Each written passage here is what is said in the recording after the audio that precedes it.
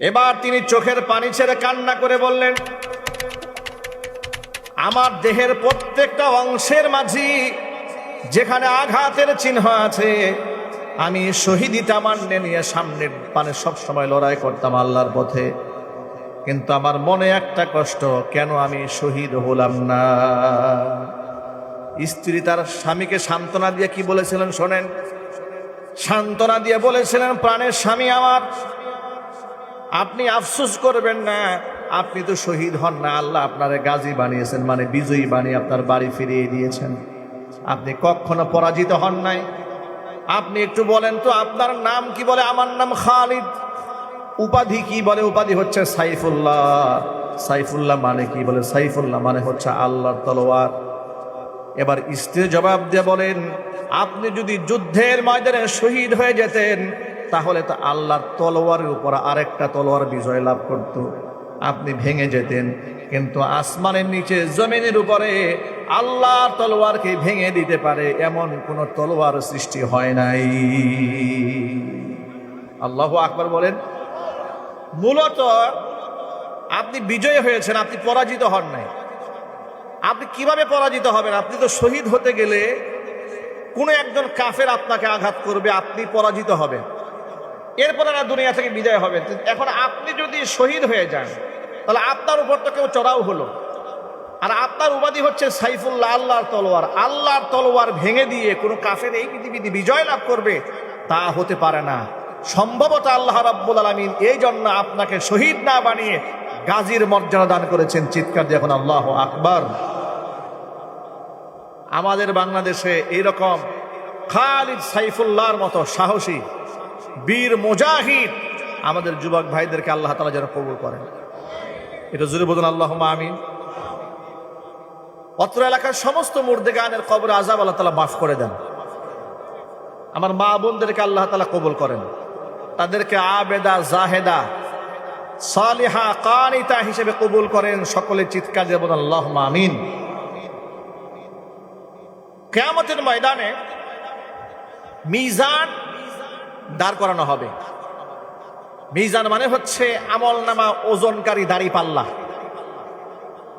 কিয়ামতের ময়দানে আল্লাহ পাক মানুষের আমলনামা ওজন দেবেন। সেই আমলনামার মধ্যে জীবনের সমস্ত ভালো কাজগুলো এক পাল্লায় দেওয়া হবে, খারাপ কাজগুলো আরেক পাল্লায় দেওয়া হবে। ফামান সাকুলাত মাওয়াজিনুহু ফাহুয়া ফি ঈশাতির রাদিয়া ওয়া আম্মা মান খাফফাত মাওয়াজিনুহু ফাউম্মুহু হাওিয়া ওয়া মা আদরাকা মা হিয়া নারুন হামিয়া। সূরা কারিয়ার এই আয়াতগুলো আমার সামনে যে ভাইরা বসে আছেন, পর্দার আড়ালে মায়েরা আছেন, অধিকাংশ ভাইদের বোনদের এই আয়াতগুলো মুখস্থ, ঠিক কিনা বলেন? মিজানের পাল্লায় আমলনামা যখন ওজন দেওয়া হবে, নামাজের সওয়াব, হজের সওয়াব, যাকাতের সওয়াব, দান সাদাকার সওয়াব থেকে শুরু করে পৃথিবীতে যত নেক কাজ সে করেছে সমস্ত আমলনামা এক পাল্লায় দেওয়া হবে। আপনাদেরকে একটা মজার তথ্য শোনাই। দুনিয়াতে বান্দা যত ভালো কাজ করেছে, যত নেক কাজ করেছে, চোখের হেফাজত করেছে, দান সদকা করেছে, জবানের হেফাজত করেছে, যত আমলনামা আছে মিজানের পাল্লায় যখন উঠায় দেওয়া হবে, এর মধ্যে একটা আমল আছে যে আমলটা মিজানের পাল্লায় দেওয়া মাত্র মিজানের পাল্লা ভারী হয়ে যাবে। সেই আমলটা হচ্ছে খুলুকে হাসান, উত্তম চরিত্র। উত্তম চরিত্র এটা এত উন্নত মানের আমল। চরিত্র ভালো রাখা, চরিত্র সংশোধন করে রাখা, চরিত্রের মধ্যে কালিমা লেপন না করা, এটা যে কত উন্নত মানের আমল। আল্লাহ রাব্বুল আলামিন তার হাবিবের প্রশংসা করে কসম করে বলেছেন, ওয়া ইন্নাকা লাআলা খুলুকিন নাযীম। নবী করিম সাল্লাল্লাহু আলাইহি ওয়াসাল্লাম কি কাফেররা শত্রুতা করে কখনো পাগল বলেছে, কখনো জিনে ভর করেছে বলেছে, মিথ্যাবাদী বলেছে, জাদুকর বলেছে, ঠিক কিনা বলেন? এগুলা বলেছে, কিন্তু চরিত্রহীন বলে গালি দিয়েছে। এর একটা রেকর্ড জাহিলি যুগ থেকে কেউ দেখাতে পারবে? আল্লাহু আকবার বলেন। এই যে আবু জাহাল রসুলের জানের দুশ্মন, উতবা, সাইবা, ওয়ালিদ ইবনুল মুগীরা, যারা রসুলের জানের দুশ্মন, তাকে হত্যা করতে চেয়েছে, মারতে চেয়েছে। মানুষের কাছে বলে বেড়াতো তিনি যা বলেন মিথ্যা কথা বলেন, পাগল বলতেন। কিন্তু চরিত্রহীন বলতেন এমন একটি বর্ণনাও নাই। আল্লাহু আকবার বলেন। এত উন্নত মানের চরিত্র আল্লাহ রাব্বুল আলামিন তার রাসূলকে দান করেছেন। ওয়া ইন্নাকা লাআলা খুলুকিন আযীম। আপনি ছোটখাটো চরিত্রের উপর অধিষ্ঠিত নন, আপনি মহান চরিত্রের উপরে আছেন। এই চরিত্র মানে শুধুমাত্র নিজের যৌবনের হেফাজত এখানেই যথেষ্ট নয়। চরিত্রবান মানুষ বলতে কাদের বোঝায়? সহজ সরল প্রকৃতির হবেন, মানুষকে ক্ষমা করতে জানবেন, সাধারণ মানুষের সাথে উত্তম যিনি আচরণ করতে জানেন, যিনি অন্যায়ভাবে মানুষের দিলে কখনো আঘাত করেন না, মানুষের হক নষ্ট করেন না, মানুষের সাথে মুআশারার মধ্যে সততা ইনসাফ রক্ষা করেন, এমন ব্যক্তিকে সৎ চরিত্রবান বলা হয়। উম্মুল মুমিনিন মা আয়েশা সিদ্দিকা রাদিয়াল্লাহু তাআলা আনহার কাছে প্রশ্ন করা হয়েছিল, কাইফা কানা খুলুকুন নবী সাল্লাল্লাহু আলাইহি ওয়াসাল্লাম, ও মা আয়েশা আপনি বলেন তো আমাদের নবীর চরিত্র কেমন ছিল? মা আয়েশা রাদিয়াল্লাহু তাআলা আনহা জবাব দিয়ে বলেছেন, আলা তাকরাউনাল কুরআন, তোমরা কি আল্লাহর কোরআন পড়ো না?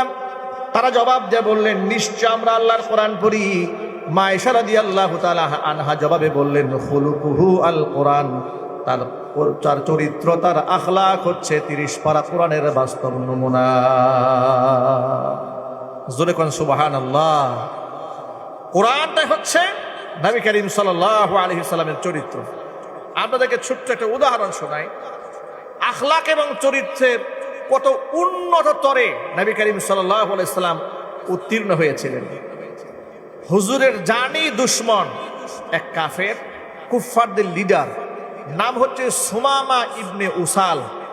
নাম কি জুড়ে বলেন ভাই? সুমামা ইবনে উসাল।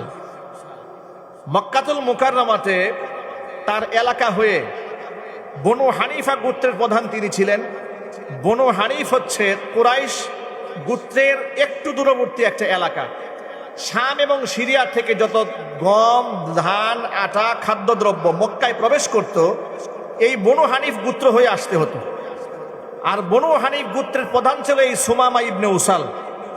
ব্যবসায়িক সূত্রে মক্কার লোকদের সাথে সম্পর্ক থাকার কারণে মুহাম্মদ সাল্লাল্লাহু আলাইহি ওয়াসাল্লামের সান্নিধ্য গ্রহণ না করেই দূর থেকে শুনে শুনে রসুলের শত্রু হয়েছে।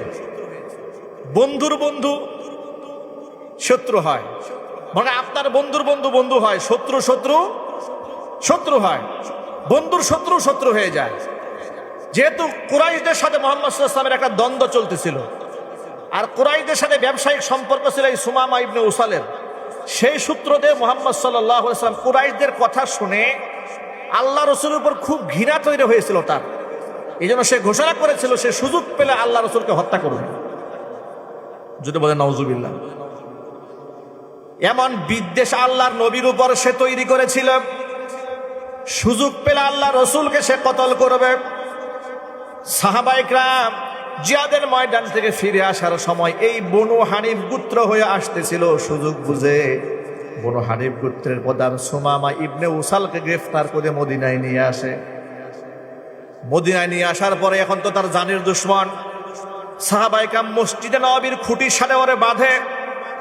বাঁধার পরে আল্লাহ নবী সেখানে এসে হাজির হয়ে যায়। হাজির হয়ে যাওয়ার পরে সুমামা ইবনে উসালকে জিজ্ঞেস করে, ও সুমামা, তোমার সাথে কি ব্যবহার করা উচিত? সুমামা ইবনে উসালা জবাব দেয়, বলে, মুহাম্মদ, তুমি যদি আমাকে হত্যা করতে চাও, ইন কাতালতানি ফাতাকতুলু যা দামিন, তুমি আমাকে হত্যা করতে চাইলে আমি এমন একজন অপরাধী, আমি এমন একজন পাপিষ্ঠ ব্যক্তি, হত্যার যোগ্য ব্যক্তিকে তুমি হত্যা করলে।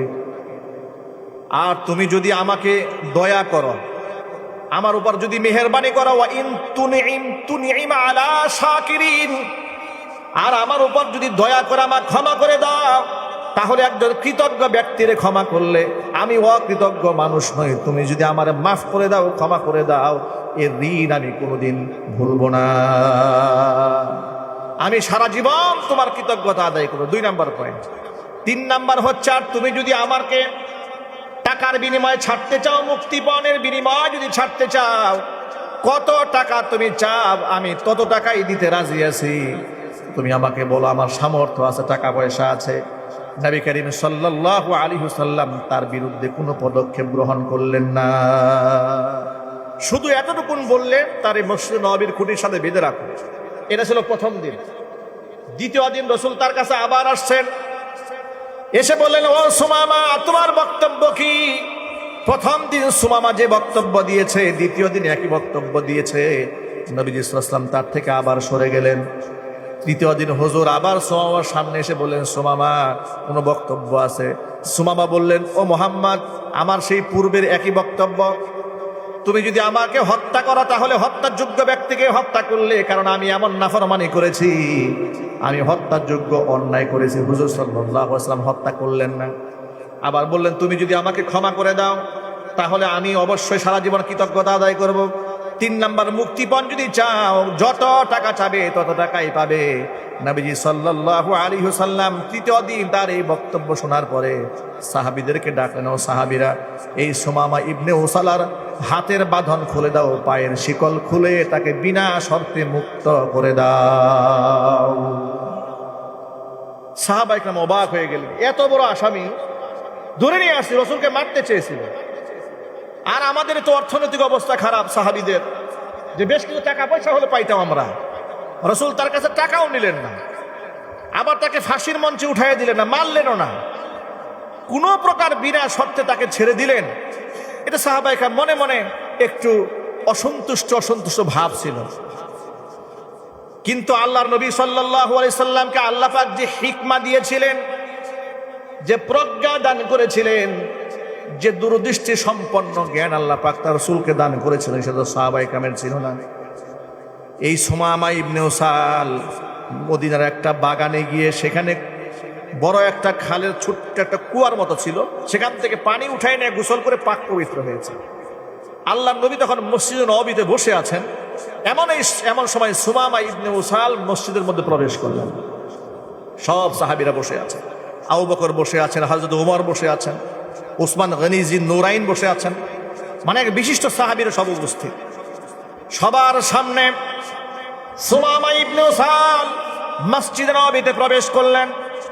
প্রবেশ করে বলছেন, ও মুহাম্মদ, বিগত 3টা দিন আমি আপনাকে ফলো করেছি, দূর থেকে আপনার নামের বদনাম শুনেছি, কিন্তু আপনার সান্নিধ্য গ্রহণ করিনি। 3টা দিন আপনার চালচলন, কথাবার্তা, উঠা বসা, আপনার আখলাক, আপনার চরিত্র, আপনার মুআমালাত, মুআশারাত, সাহাবীদের সাথে আপনার কথোপকথন, মুকালামা লক্ষ্য করে আমি এই সিদ্ধান্তে উপনীত হয়েছি, আপনি সাধারণ মানুষ নন, নিঃসন্দেহে আপনি মহামানব। আমার মতো শত্রুর সাথে যে ব্যবহারটা আপনি করেছেন, যে আচরণটা আপনি করেছেন, আপনি যে সত্য নবী, আমার কোনো সন্দেহ নাই। আপনি আপনার হাত বাড়িয়ে দেন, আপনার হাতের মধ্যে হাত রেখে আমি কালিমায়ে শাহাদা পড়ে মুসলমান হয়ে যেতে চাই। নবীজি সাল্লাল্লাহু আলাইহি ওয়াসাল্লাম রহমতের হাতটা বাড়িয়ে দিলেন। সুমামা ইবনে উসাল হুজুরের হাতে হাত রাখলেন, পড়ে নিয়েছেন, আশহাদু আল্লা ইলাহা ইল্লাল্লাহু ওয়াহদাহু লা শারীকা লা ওয়া আশহাদু আন্না মুহাম্মাদান আবদুহু ওয়া রাসূলুহু। সুমামা ইবনে উসাল কালেমা পড়ে মুসলমান হওয়ার পরে আরেকটা বক্তব্য দিলেন, ইতিহাসের পাতায় সোনার অক্ষরে লেখা। সুমামা ইবনে উসাল নবীজি সাল্লাল্লাহু আলাইহি ওয়াসাল্লামকে ডেকে বলছে, ও মুহাম্মদ সাল্লাল্লাহু আলাইহি ওয়াসাল্লাম, আল্লাহর কসম করে বলি, এই পৃথিবীতে আপনার চেহারার চাইতে নিকৃষ্ট কোনো চেহারা আমার কাছে ছিল না, কিন্তু আজকের পর থেকে আপনার চেহারার চাইতে প্রিয় চেহারা পৃথিবীতে আমার কাছে আর একটাও নাই।